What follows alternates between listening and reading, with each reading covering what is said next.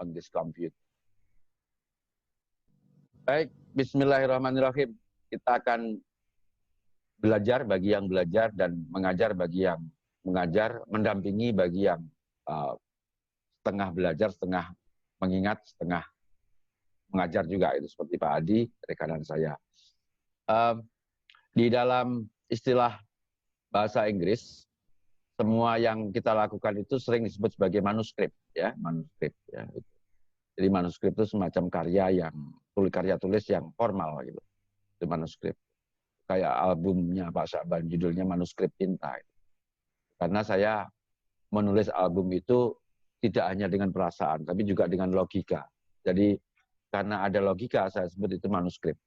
Manuskrip cinta itu karena berasal dari kumpulan puisi saya, judulnya Sajak Cinta Pelajar Logika. Nah, sekarang saya ajak saudara untuk melihat itu apa itu manuskrip dan bagaimana menulisnya. Saya akan share sebuah writing a journal manuscript, ya, tutorial penulis, ya itu. Jadi tutorial itu petunjuk, ya, praktis gitu ya, penulis gitu. Bagaimana writing a journal manuscript, gitu. Menulis sebuah manuskrip jurnal. Nah, saya akan bacakan pelan-pelan gitu ya itu. Publishing your result is a vital step in the research life cycle and in your career as a scientist. Menerbitkan hasil-hasil Anda merupakan langkah sangat penting, sangat vital in the research life cycle, di dalam daur penelitian, and in your career, dan karir Anda as a scientist, sebagai seorang ilmuwan. Nah, dulu itu ilmuwan itu cukup master, bukan doktor. Doktor itu filsafat, filosof. Ya. Jadi kalau saudara disebut sebagai magister pendidikan atau master in education, itu artinya you are a scientist. Itu artinya Anda seorang ilmuwan, seorang akademisi.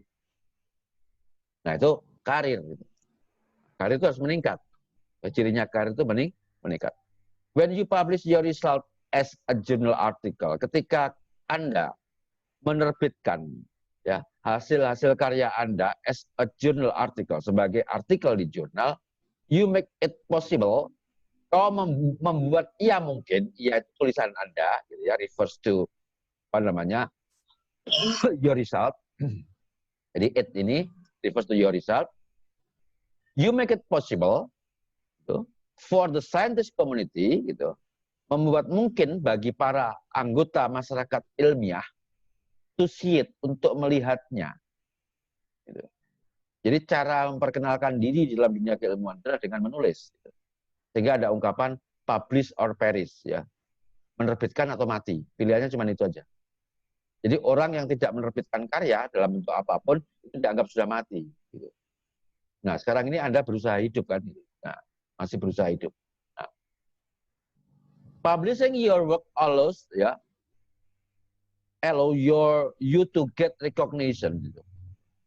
Menerbitkan karya Anda memungkinkan gitu, you to get recognition, mendapatkan pengenalan gitu, for your result, berdasarkan temuan-temuan atau hasil penelitian Anda.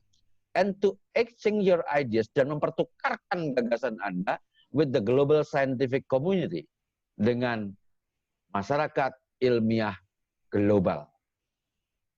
Apalagi sekarang, tambah global lagi, gitu. Jurnal-jurnal katakan online gitu ya, harus open akses dan sebagainya itu. Terutama yang masih awal-awal. Kalau sudah reputable ya mahal. Nah, kita bayangkan saja bahwa menulis tesis itu sama dengan menulis jurnal. Nah,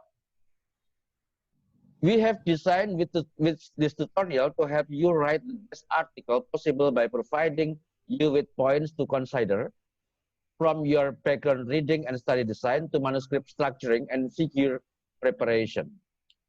Kami telah merancang tutorial ini untuk membantu Anda, saudara semua, write the best article, menulis artikel yang terbaik possible yang mungkin Anda lakukan, by providing you, dengan menyajikan kepada Anda, dengan memberi Anda points, butir-butir to consider, yang harus dipertimbangkan from your background reading, sejak dari Anda membaca latar belakang masalah itu, and study design, serta rancangan kajian, to manuscript structuring, sampai dengan penataan manuskrip, serta figure preparation dan penyiapan gambar-gambar.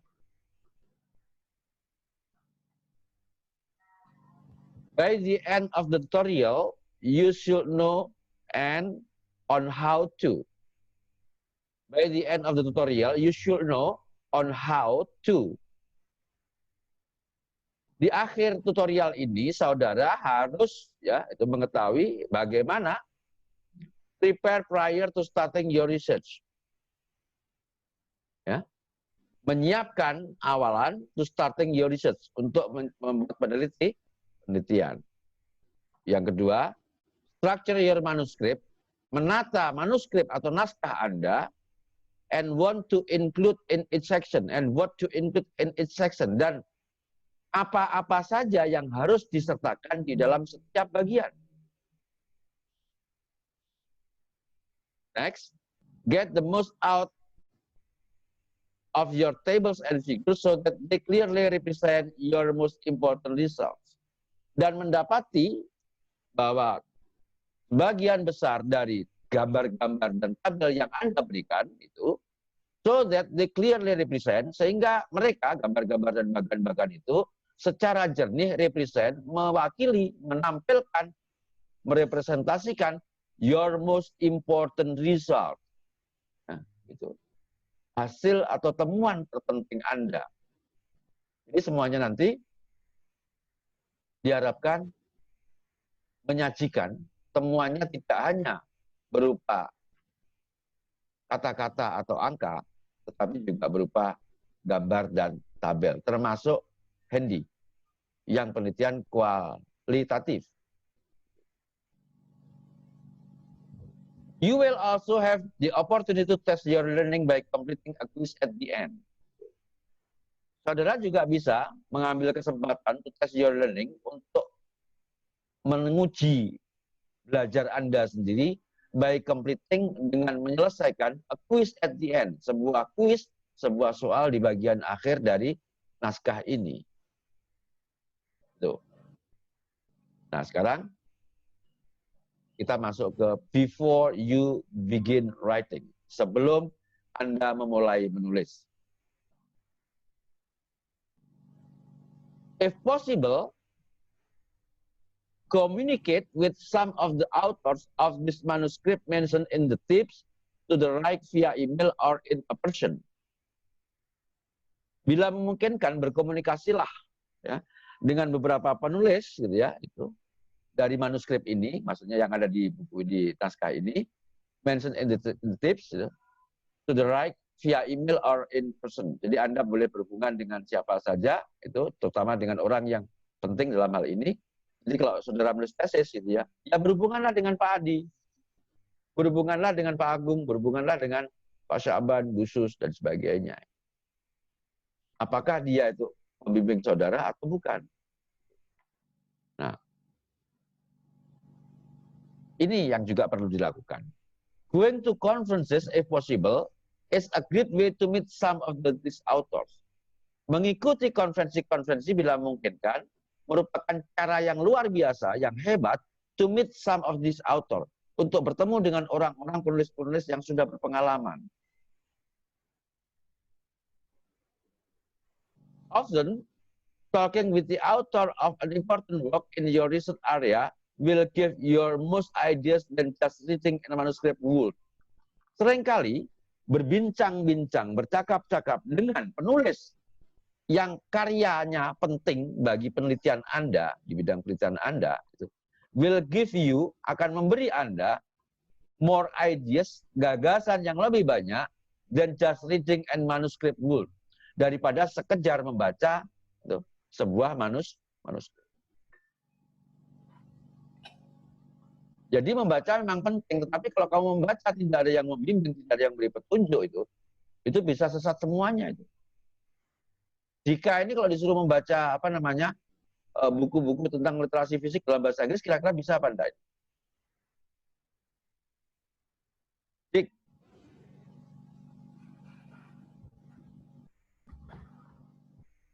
Jika tuh bukaan mute itu. Di unmute, Dika. Di unmute, Pak. Sudah. Nah, sekarang saya tanya, coba kamu seandainya, kamu kemarin ikut kuliah penyegaran apa enggak? Ikut, Pak. Ikut waktu Pak Saban membaca tentang literasi fisik? Ikut, Pak. Bukunya kamu cetak apa enggak? Belum, Pak. Itu loh Pak. Itu Pak Adi, Pak Adi. Bagaimana mungkin Anda itu mengklaim diri Anda peneliti literasi fisik? Ya, tidak menunjukkan ketertarikan yang luar biasa kepada konsep-konsep dan buku-buku literasi fisik. Itu konyol menurut saya. Ya. Apa Pak Saban kurang memberikan contoh? Sudah cukup banyak Sudah contohnya, cukup Pak. banyak ya. Dan kamu tahu Iya, kan Pak. bagaimana Pak Saban itu mencari buku walaupun Iya, tidak Pak. ini gitu ya, mengupayakan dan sebagainya. Seharusnya tidak boleh. Coba kamu perhatikan di sini. Kamu berbincang-bincang dengan penulis atau orang yang ahli di bidang itu masih lebih hebat ketimbang sekedar membaca. Apalagi bacanya bahasa Inggris kamu nggak ngerti lagi. Oleh karena itu biasakan berdiskusi, bertanya-tanya kepada siapapun yang menurut kamu punya pengetahuan mengenai itu, ya, itu. Nah, iya, Pak. baik. Sekarang kita masuk ke ini. Jadi berbicaralah, berdiskusilah, ya, itu. Jangan seperti kata dalam tempurung, tidak boleh. Peneliti itu harus buka itu. Kamu ketahuan juga kalau jiplak punya orang gitu. Gitu.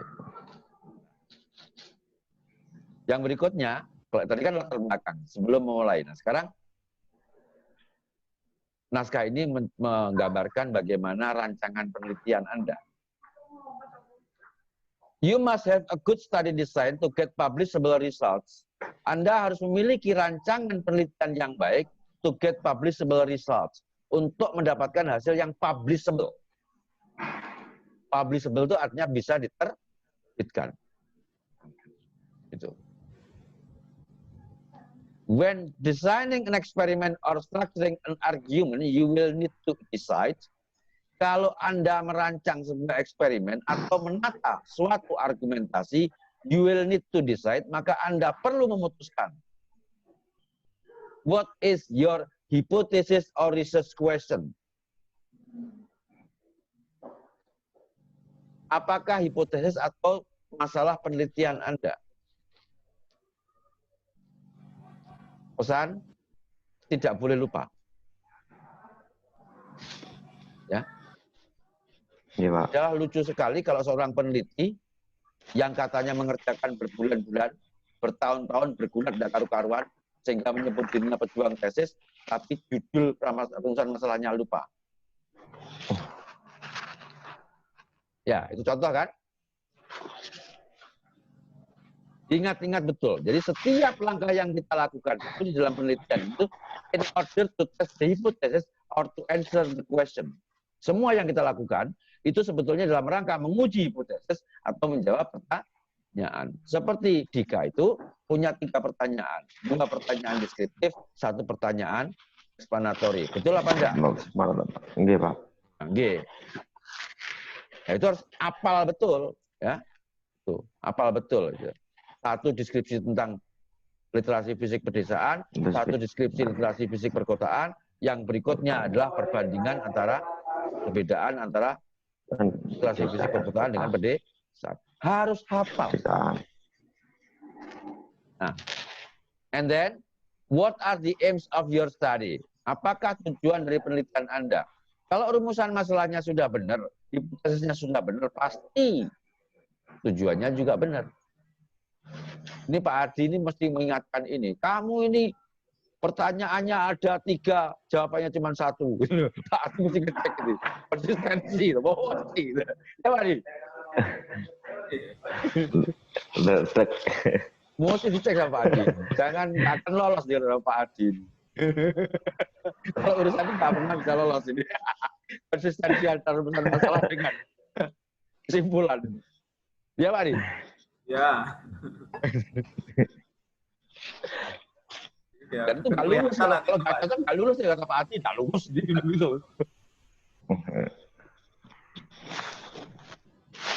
Kemudian, karena all of our activities is oriented to answer the question. Karena semua tindakan kegiatan kita itu berorientasi atau diarahkan pada menjawab rumusan masalah, maka ini langkahnya. Anda harus mencari what are the best methods for achieving your aims. Apa metode yang terbaik untuk ya mencapai tujuan Anda. Nah, ini ada di metode. Ya. Itu. Data apa yang diperlukan? Bagaimana cara mendapatkan data itu? Dari siapa dikumpulkan? Bagaimana caranya? Ini kan bab 3. And then, do you have the necessary resources to carry out your methods? Apakah Anda memiliki sumber-sumber daya yang perlu to carry out untuk melaksanakan metode Anda? Mungkin ini tidak terlalu penting bagi kita.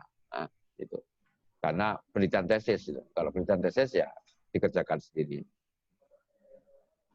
Yang terakhir, saya sering sekali bertanya kepada mahasiswa. Apa kelemahan saudara? Itu malah kebingungan. Ketika ditanya, apa kelebihan dari penelitian saudara? Oh, bisa banyak itu. Banyak sekali kelebihannya. Oh, 1, 2, 3, 4, 5. Bermanfaat bagi ini. Bermanfaat bagi kepala dinas pendidikan, kepala sekolah, para pengawas, calon mertua. Banyak sekali. Tapi ketika ditanya, apa kelemahan saudara? Apa kelemahan penelitian saudara? Pasti jawabannya langsung hilang. Padahal ditanyakan, which positive and negative controls will you use? Ya. Kontrol positif dan negatif apa yang akan Anda gunakan? Ini perlu dikemukakan. Sebagai keterbatasan. Ingat, keterbatasan itu bukan membatasi. Ya. Contoh dari keterbatasan itu adalah sekarang ini sedang terjadi darurat COVID-19. Out of control. Anda tidak bisa mengendalikannya. Anda tidak bisa berkegiatan ke lapangan. Karena sekolah-sekolah dilarang buka. Itu keterbatasan. Atau kalau mau terpaksa tidak ada yang bersedia, saya bersedia. Itu keterbatasan. Nah, kalau membatasi lain lagi, nggak boleh. Membatasi itu nggak boleh kalau dalam penelitian. Gitu. Ngapain kamu batasi? Memang itu karena nggak bisa gitu. Itu nggak boleh. Jadi terkecuali kalau informal. Gitu. Baik Bapak-Bapak, karena waktunya hanya 10 menit saya akan membatasi. Nah itu boleh. Kalau itu berbicara seperti itu boleh. Tapi penelitian itu nggak bisa. Saya hanya membatasi loh. Lah gimana? Variabelnya jumlahnya 10 kok kemudian kamu hanya membatasi 2, 3 itu gimana? Jadi tolong dibedakan antara keterbatasan dengan membatasi. Membatasi keterbatasan itu karena memang variabelnya nggak bisa Anda kendalikan. Termasuk seperti karena COVID ini. Sehingga yang seharusnya mengumpulkan data literasi fisik itu dari peserta didik, tetapi kemudian kita terpaksa mengumpulkannya dari guru. Yang seharusnya ke lapangan mengukur, ya, kita terpaksa karena COVID itu terpaksa mengumpulkannya secara perseptual dan menjadi. Tolong itu diingat-ingat, ya.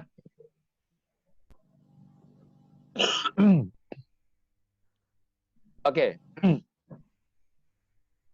Yang berikutnya, do you have the required ethics and regulatory permission? For example, if your experiment will have animal subject, you will probably need approval from your institution review board. Nah, ini sebetulnya berhubungan dengan izin-izin, ya, izin penelitian. Nah, sekarang ini mahasiswa kita ini karena penelitiannya daring, hampir semuanya daring, kecuali yang ini tidak banyak yang membutuhkan izin, ya. Iya, Pak. Ya, minta izin ke siapa? Mereka tidak di bawah satu institusi tertentu, ya kan? Nah, itu nggak perlu.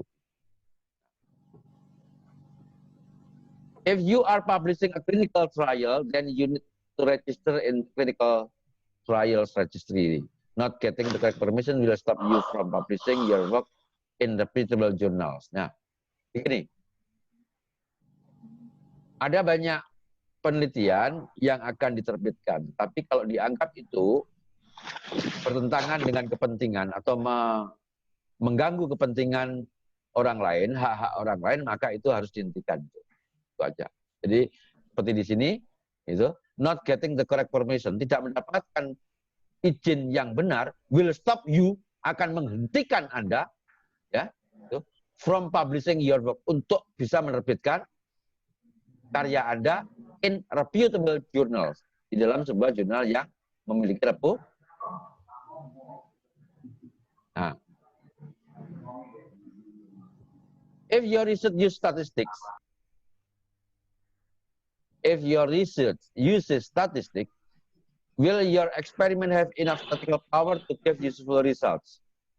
Bila Anda menggunakan statistik, apakah eksperimen Anda memiliki power statistical enough, gitu, memiliki daya statistik yang cukup, gitu, to give useful result, untuk memberikan hasil yang berarti atau bermanfaat. Juga perlu Anda tanyakan, is your sample size large enough to draw valid conclusion?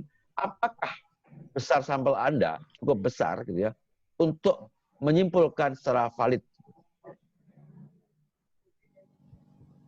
Ini yang sebelum-sebelumnya itu saya lihat itu penelitian kakak-kakakmu itu apa namanya, kebanyakan penelitian di kelas seadanya, begitu ya. Jadi sebetulnya tidak memiliki nilai apa generalisasi. Karena itu perlu dipertimbangkan. Walaupun kalau eksperimen masalah terbesarnya itu adalah kontrol, bukan jumlah. Kontrol dan karakter, bukan jumlah. Kemudian ini jika penting, which statistical test will you use for your analysis? Uji statistik apa yang Anda gunakan untuk analisis saudara? Ini harus tahu betul, harus tahu dan harus paham. Nah, kalau ada Yudis di sini, coba perhatikan. Kenapa saya menyuruh kepada Bu Sus ya ini? Perhatikan ini. If you are not sure, consult a statistician. Kalau Anda tidak yakin, berkonsultasilah dengan ahli statistik. Dan kita punya ahli statistik.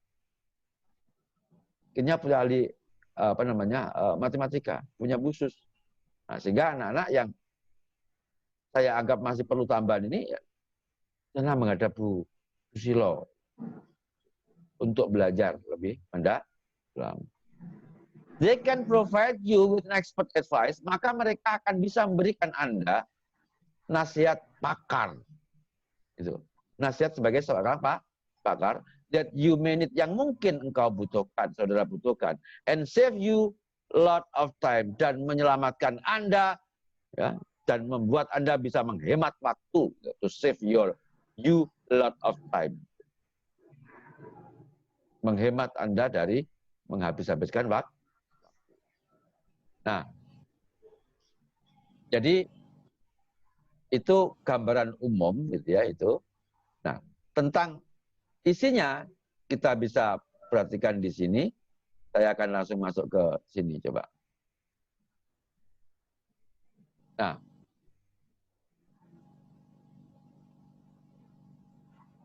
ini writing a manuscript, introduction, methods, and material. Ini inti. Ini inti. Coba perhatikan, nanti yang mau menulis latar belakang.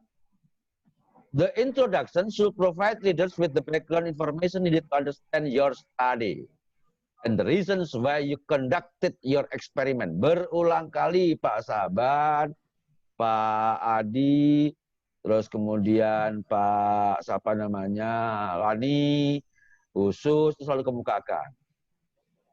Pendahuluan harus memberikan para pembaca with the background information, dengan informasi latar belakang needed yang diperlukan to understand your study, untuk memahami penelitianmu, untuk memahami apa yang kau teliti itu. Nah, ini yang acap kali sering saya lihat itu adalah dari konsep besar pendidikan adalah kemudian tiba-tiba urusannya ke literasi fisik.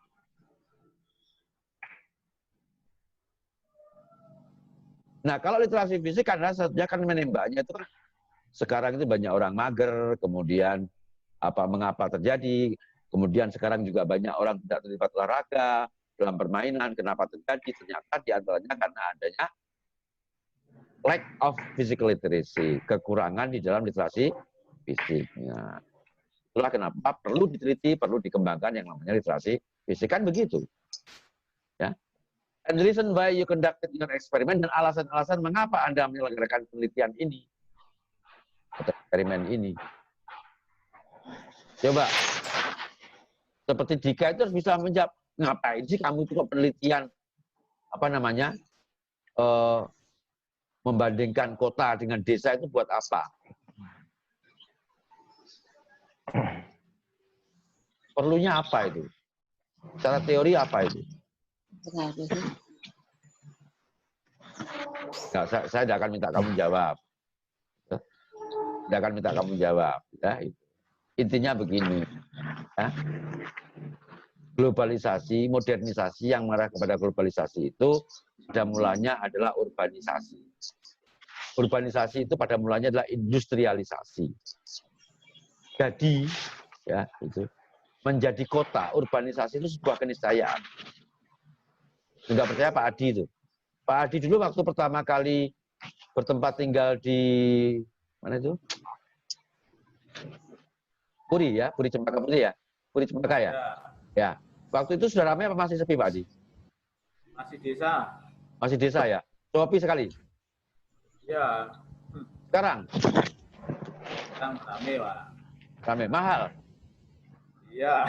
Gayanya sudah gaya kota apa gaya desa? Kayak kota Pak. Gaya kota, ya kan? Kota itu cirinya densitas tadi itu, kepadatan penduduk dan pekerjaannya bukan petani. Di tempat Pak Adi ada pekerjaannya petani Pak Adi? Ya. Tidak ada. Ya. Sebab kalau dia masih petani, dia desa. Tidak boleh. Jadi desa itu adalah salah satunya cirinya adalah kehidupan petani. Dan petani itu butuh lahan yang luas. Jadi desa itu pasti penduduknya jarang-jarang. Nah, jadi kamu bisa bercerita bahwa urbanisasi itu sebuah keniscayaan. Desa-desa akan mengkota gitu ya. Gitu. Dan nanti ruang hidup akan semakin kecil. Dan itu artinya apa? Artinya cara-cara tradisional untuk mendapatkan physical literacy menjadi susah. Dan kemudian itu untuk menunjukkan itu semua, gitu, maka Anda melakukan penelitian ini. Membandingkan kota dengan desa. Jangan-jangan nanti anak desa jadinya seperti anak kota semua. Nah, gitu kan? Gitu, ya kan? Karena nanti akan jadi anak kota semua, nggak ada desa lagi. Nah, jadi urbanisasi itu sebuah ini. Jadi kamu harus membaca sedikit lah tentang Mas Kodes ya. Masyarakat kan? Saya punya banyak nanti kalau kamu butuh. Nah, the introduction should answer the question, what question problem did you study? Ini. Saya sering kemukakan jantung dari introduction itu adalah question or problem. Itu intinya. Nah, cuman dikasih latar belakang, ya biasalah gitu ya. Intinya adalah problem and question. Sehingga saya selalu meminta, apa masalahnya dulu? Apa masalahnya dulu? Judulnya gampang. Nah, ini petunjuk bagi siapapun yang akan menulis bagian latar belakang. Yang sudah, syukur. Yang belum, tolong diperhatikan. While writing the background, make sure your citations are. Ketika Anda menulis latar belakang, ya, yakinlah kutipan-kutipan Anda tentang begini nih. Kutipan-kutipan Anda seperti ini. 1. Well balanced. Seimbang. Ya. Salah satu musuh terbesar kita itu guru writing, guru menulis, guru bahasa Indonesia. Musuhnya ilmuwan itu adalah guru bahasa Indonesia. Guru bahasa Inggris. Ketika memberi pelajaran menulis. Padahal saya juga dosen bahasa Inggris dulu, ya, juga mengajar writing. Gitu. Tetapi itu saya anggap sebagai musuhnya. Kenapa? Kalau saudara-saudara ingat, guru-guru bahasa kita itu dalam latar pelajaran menulis atau writing selalu mengemukakan, buatlah main idea, kemudian kumpulkan argumen pendukung, kumpulkan data pendukung. Tidak ada perintah untuk mengumpulkan kumpulkan data yang tidak mendukung, kumpulkan argumen yang tidak mendukung. Itu tidak ada. Apa akibatnya? Tidak mencapai well balance, keseimbangan. Ya. If experiment have found conflicting result in our questions, bila penelitian eksperimen mendapatkan hasil-hasil yang bertentangan mengenai rumus suatu masalah, have you cheated, ya, gitu. Studies with both kind of result. Apakah Anda sudah mengutip, ya, baik hasil yang positif maupun yang negatif, with both kinds of result, ya, dengan dua macam hasil tadi itu, yaitu yang conflicting ini, yang mendukung maupun yang menolak. Ini tesis kita sangat banyak mengidap penyakit ini. Penyakit hanya mencari yang mendukung. Ya memang ini Arema, Pak. Ya. Berpikir ilmiah itu artinya justru Anda tahu bahwa ini masih conflicting, oleh karena itu Anda harus objektif. Yang mendukung kita masukkan, yang tidak mendukung juga kita masukkan. Mana yang akan terjadi? Nah itu nanti, makanya kita punya dua hipotesis. Ada negatif, ada positif. Ada hipotesis nihil, ada hipotesis alternatif. Nah kalau kamu hanya mendukung saja, maka kamu berarti hanya punya satu hipotesis. Hanya hipotesis alternatif. Gitu. Nah kalau seperti itu, Anda bukan ilmuwan lagi. Anda menjadi ideolog, Anda menjadi seorang politisi, karena menganggap apa yang setiap Anda tulis itu benar. Dan Anda hanya mengumpulkan data yang benar, hanya mengumpulkan teori-teori yang membenarkan saudara. Itu. Ya itu ya. Kutipan-kutipan nanti akan saya periksa apakah well balance atau tidak, ya. Yang berikutnya, current. Ini Pak Adi sering kemukakan kalau ini. Ini namanya yang mutakhir itu. Every field is different, but you should aim to cite references that are not more than 10 years old if possible. Nah, setiap bidang memang berbeda, tetapi Anda harus bermaksud mengutip rujukan-rujukan that are not more, yang usianya tidak lebih dari 10 years old if possible. 10 tahun yang lalu. Jadi tahun berapa? Jurnal-jurnal di bawah tahun 2010 sebaiknya sudah agak dihindari, kecuali memang tidak ada. Kecuali memang tidak ada. Tapi untuk mengatakan tidak ada, harus membuktikan. Bagaimana cara pembuktiannya Pak Sahabat? Gampang sebetulnya sekarang itu. Cara pembuktiannya itu kamu ketik kata kuncinya masukkan di Google Form, di Google, nanti akan terlihat tuh. Nah dari data itu ada kemukakan. Pencarian dengan menggunakan Google ternyata tidak ada satupun ya jurnal tentang tipologi olahraga dalam 10 tahun terakhir. Kalau perlu di-capture taruh di lampiran, periksa lampiran. Untuk membuktikan bahwa itu untuk menguji kalau itu. Tapi kalau untuk naskah tidak perlu. Nah, untuk artikel tidak perlu. Itu ya, jadi 10 tahun terakhir. Although be sure to cite the first discovery are mentioned in the literature, even if it is older than 10 years. Tetapi, saya sering kemukakan ini, tergantung persoalannya. Coba misalnya, di sini ada siapa namanya, ada ini enggak? Ada Sumaji enggak? Nah, oke. Pak Sumaji.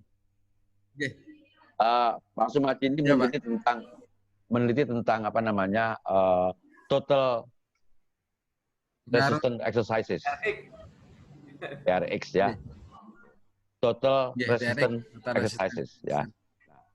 Itu dibuat oleh siapa? Andy Hendrick, Pak. Nah, tahun berapa? 2000, berkembangnya mulai tahun 2000, Pak. Berarti sudah lebih 20 tahun ya? Yeah. Tetapi Anda masih perlu menyebut itu dibuat oleh siapa? Maksudnya Pertama Bapak? kali. Tetapi Anda masih perlu menyebutkan siapa pencetusnya. Masih? Masih Bapak. Nggih. Wah, itu yang saya maksud. Ya, sudah. Jadi, walaupun tadi ada ketentuan, ya itu bahwa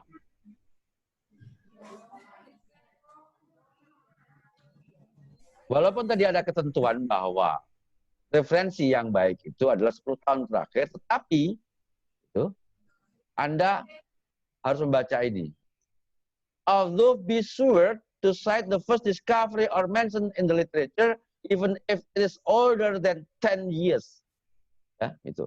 Walaupun demikian, Anda harus yakin bahwa Anda juga mengutip pertama kali itu ditemukan, or mention, dan menyebutkannya di dalam literatur itu, even if, meskipun it is older, itu lebih dari 10 tahun yang lalu. Itulah kenapa Pak Sumaji tadi itu harus tetap menyebut Hetrick, gitu ya, itu pencetus TRX itu, walaupun ia terbit pertama kali pada tahun 2000-an. Dan sekarang sudah 2020, berarti kan older than 10 years. Ya, lebih tua daripada 10 tahun yang. Oke, nah itu. Jadi jangan dipatok bangkrong begitu. Jadi saya seringkali ngamuk aja itu sama orang-orang itu. Nah, penelitiannya penelitian sejarah itu nggak boleh mengutip sumber sejarah yang asli. Coba misalnya kita mau meneliti tentang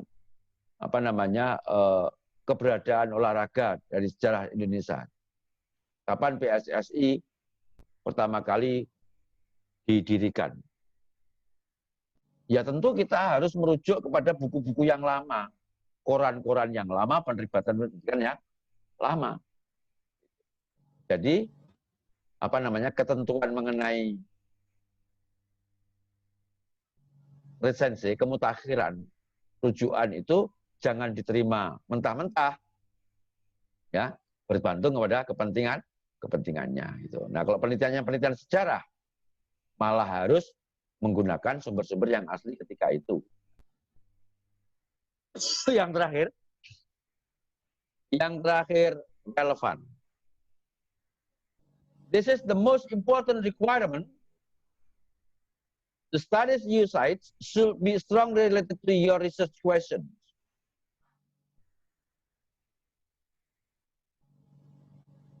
Relevan.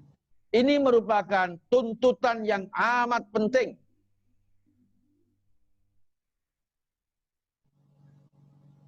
Studies you cite, kajian-kajian yang Anda kutip, perhatikan di sini jarang sekali menggunakan kata buku. Selalu studies. Selalu research. Should be strongly related, harus secara kuat berhubungan to your research question, dengan rumusan masalah penelitian Anda. Banyaknya kesalahan itu terjadi karena Anda mengutip bukan buku tentang yang relevan dengan ini, topik penelitian. Oke, saya lanjutkan. Once you have provided background materials and stated the problem or question for your study, sekali Anda sudah memberikan ya, bahan-bahan latar belakang dan merumuskan masalah atau pertanyaan Anda, penelitian Anda, tell the reader the purpose of study. Lanjutkan dengan katakan, tuliskan kepada pembaca Anda the purpose of your study. Maksud dari penelitian Anda. Usually the reason is to fill a gap in the knowledge or to answer a previously unanswered questions. Berulang kali Pak Saban kemukakan meneliti itu bukan karena nggak tahu, bukan karena kamu tidak tahu, tapi karena ada kekosongan pengetahuan mengenai itu, alias belum ada pengetahuan mengenai itu. Perhatikan ini. Usually, biasanya, the reason, alasannya is to fill a gap adalah mengisi gap, kekosongan, kesenjangan, in the knowledge, dalam pengetahuan, ada kesenjangan atau kekosongan pengetahuan itu, or to answer atau menjawab a previously unanswered question. Pertanyaan-pertanyaan sebelumnya yang belum terjawab.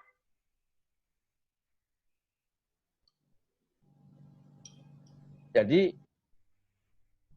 ada dua ya, ada dua jenis masalah ya. Ada dua jenis masalah. Masalah yang pertama itu adalah karena belum ada pengetahuan mengenai itu, dan masalah yang kedua itu adalah karena masih diperdebatkan. Apa-apanya. Jadi namanya debatable atau questionable. Nah, itu. Nah, sehingga fungsi penelitian yang pertama itulah mengisi kekosongan, dan yang kedua itu adalah menyelesaikan perselisihan jawaban, ya, atau menyelesaikan perdebatan.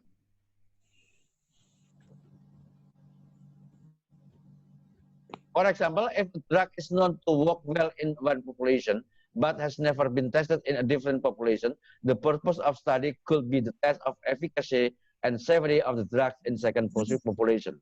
Sebagai contoh, apabila suatu obat diketahui bekerja dengan baik atau mujarab di satu populasi, but has never been tested, tetapi belum pernah dites in a different population, di populasi yang berbeda, maka the purpose of a study, ya, itu maksud dari penelitian itu adalah to test, mungkin bisa saja to test, menguji efficacy and safety, ya, gitu, keterpercayaan dan keamanan of the drug dari obat tersebut in second population, di populasi yang kedua. Ini yang disebut replikasi. Ya. Ini yang disebut replikasi. The final thing to input at the end of your introduction, bagian hal-hal lainnya itu yang harus disertakan at the end of your introduction, di bagian akhir dari pendahuluan, is a clear and exact statement of your study aims. Adalah perumusan yang jernih dan tepat apa dari tujuan Anda. Rendis ada rendis? Ada, Pak. Nah, ini lebih-lebih untuk studi seperti kamu, maka spesifikasi produknya harus jelas. Ya, iya, itu.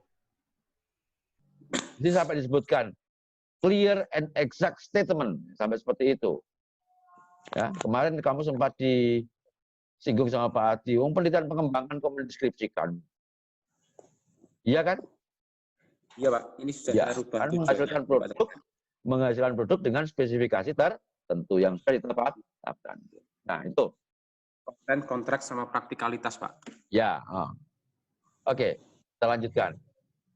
You make also explain in a sentence or two how you conducted the study. Mungkin Anda perlu juga menjelaskan dalam satu atau lebih kalimat how you conducted the study. Bagaimana Anda melakukan penelitian. Ini malah kalau di tesis wajib.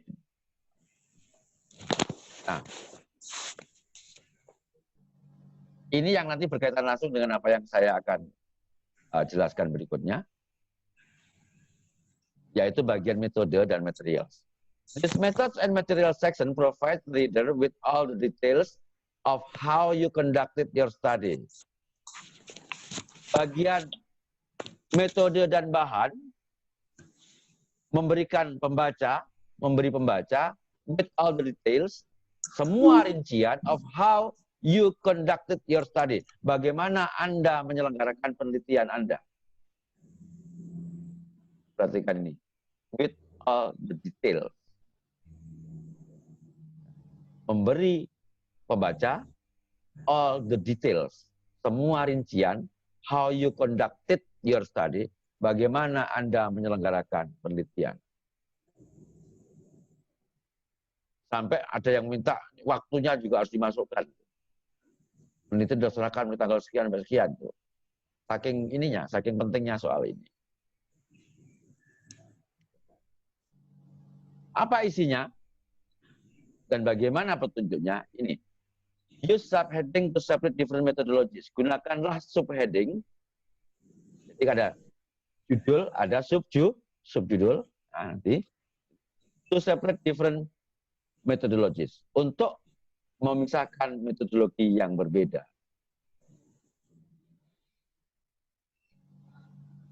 Kekacauan yang kedua biasanya terjadi pada mahasiswa. Tidak ada perbedaan bab 3 antara proposal dengan laporan penelitian. Jadi dianggapnya bab 3 itu selesai ketika proposal, udah selesai bab 3 saya.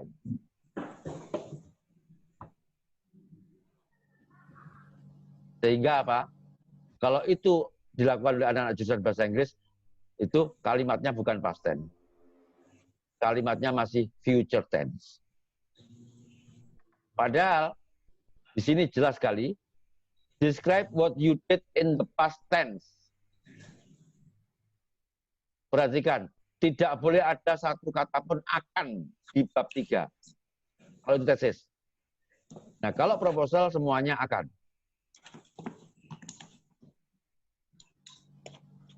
Dan tidak boleh ada kata-kata akan. Apa?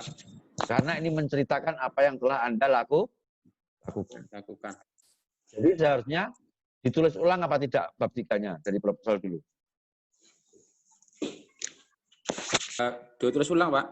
Terus ulang ya, itu. Ya. Karena bedanya akan dilakukan dengan sudah dilakukan. Apalagi kamu jelas berbeda.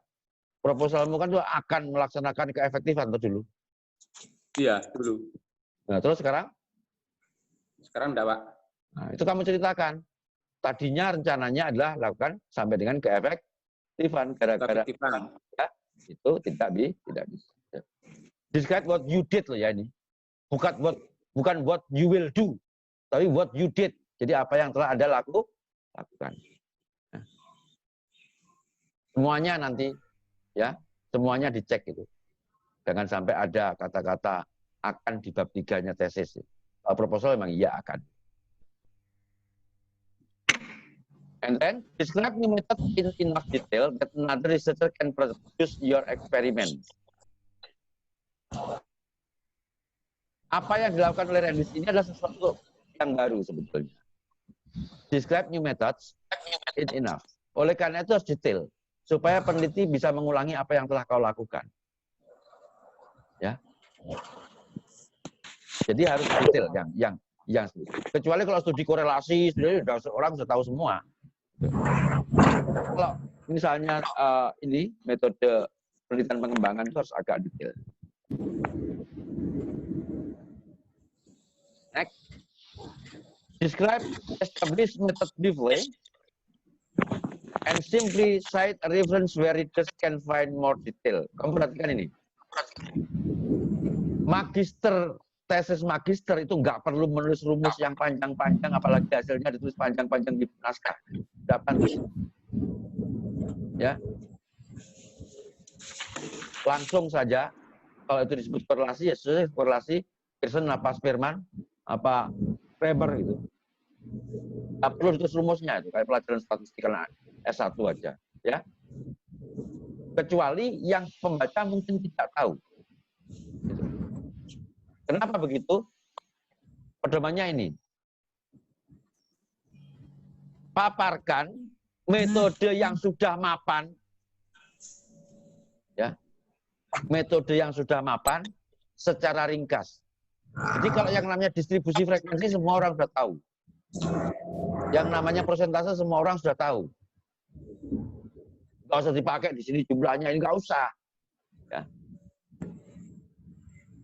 Yang namanya rumus korelasi semua orang juga sudah tahu. And simply cite a reference, dan cukup sebutkan di mana rumus itu ada, where readers can find more detail, di mana pembaca bisa mendapatkan ya, itu secara lebih detail, lebih rinci. Itu. Dan yang terakhir, state all statistical tests and parameters. Kemukakan ujian atau uji statistiknya semuanya dan parameter yang digunakan. Oke. Jadi sampai di ini tadi substantif gitu. Setelah ini saya akan minum rak, baru masuk ke kartu teknis gitu ya. Jadi yang perlu saya ingatkan, karena sekarang sedang gencar-gencarnya namanya menulis tesis kan? Tuh. Adi silakan ditekel dulu, saya tak minum dulu. Oke. Ya.